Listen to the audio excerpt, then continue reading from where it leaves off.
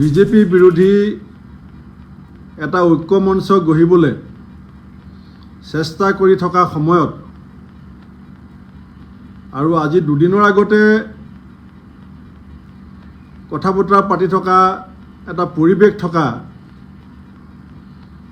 এটা পৰিস্থিতিত অখিল গগৈ ডাঙৰীয়াই আমাৰ দলৰ দুজন জ্যেষ্ঠ নেতা লোকসভাত বিৰোধী উপদলপতি গৌৰৱ গগৈ ডাঙৰীয়া আৰু আমাৰ বিধানসভাত আমাৰ দলৰ দলপতি দেৱব্ৰত শইকীয়া ডাঙৰীয়াক বিজেপিৰ এজেণ্ট বুলি ক'বলৈ কুণ্ঠাবোধ কৰা নাই। আমাৰ কংগ্ৰেছ দলৰ যিটো আপোচবিহীন নিৰবিচ্ছিন্ন জাতীয় স্বাৰ্থত আমি সংগ্ৰাম কৰি আহিছোঁ, সেই সংগ্ৰামখনৰ চাৰ্টিফিকেট আমি কোনোবা এজন ব্যক্তি বা এজন নেতাৰ পৰা আমি নিবিচাৰোঁ। অসমৰ ৰাইজে আমাৰ চাৰ্টিফিকেট দিব। মোৰ দলৰ স্বাভিমান, মোৰ দলৰ মৰ্যাদা আৰু প্ৰদেশ কংগ্ৰেছৰ সভাপতি আসনখনৰ প্ৰতি দলৰ নিষ্ঠাবান কৰ্মীসকলৰ যিটো আস্থা, সেই আস্থাক বাদ দি পেলাই বন্ধুত্ব কেনেকৈ ধৰি ৰাখিব পৰা যাব। 89 চনৰ পৰা অসমৰ ৰাজনীতিৰ লগত প্ৰত্যক্ষভাৱে জড়িত। এতিয়া 36 বছৰত ভৰি দিলে মোৰ কাৰ্যকাল। আজিলৈকে মই বিনা যুদ্ধে পৰাজয় স্বীকাৰ কৰিব যে মোৰ সমষ্টিত 4টা ছিট শিৱসাগৰত এতিয়া বিজেপি জিকিব। ইলেকশ্যনটো আৰম্ভ হোৱাৰ আগতেই ইলেকশ্যনৰ প্ৰচাৰ কালিৰ পৰা আৰম্ভ হৈছে আৰু যে দ্বিতীয় দিনাখন যদি এজন বিধায়কে কৈ দিয়ে যে মোৰ সমষ্টিৰ 4টা ছিট বিজেপি জিকিব, তেতিয়াহ'লে মই যোৱা 4 বছৰ সমষ্টিটোৰ ৰাইজৰ লগত সম্পৰ্ক কি গঢ়িলোঁ,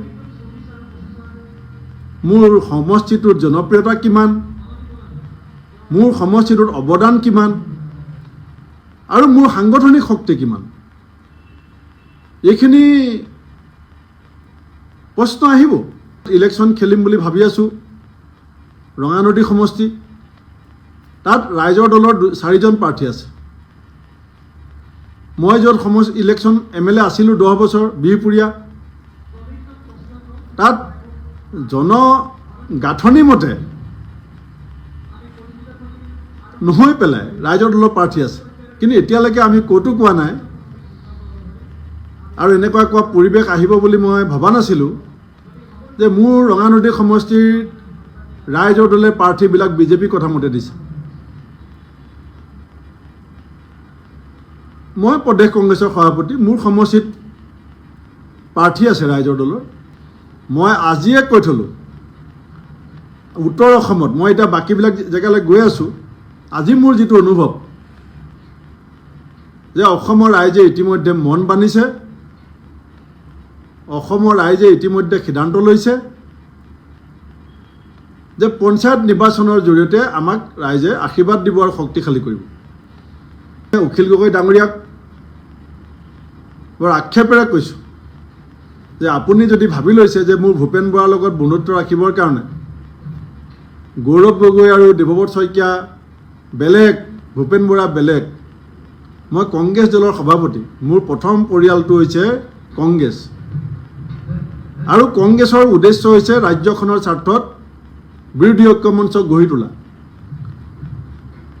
আৰু বিজেপিক পৰাভূত কৰা। তাৰ কাৰণে ত্যাগ স্বীকাৰ কৰিব পৰা মানসিকতা আমাৰ আছে।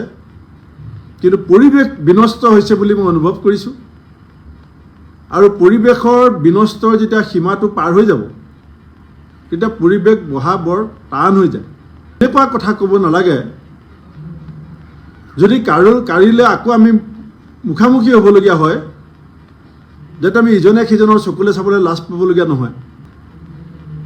বিৰোধী ঐক্যৰ প্ৰতি মোৰ আন্তৰিক প্ৰয়াস আছে, কিন্তু তাৰ কাৰণে পৰিৱেশ লাগিব আৰু সেই পৰিৱেশ মই বিনষ্ট হোৱা যেন অনুভৱ কৰিছোঁ।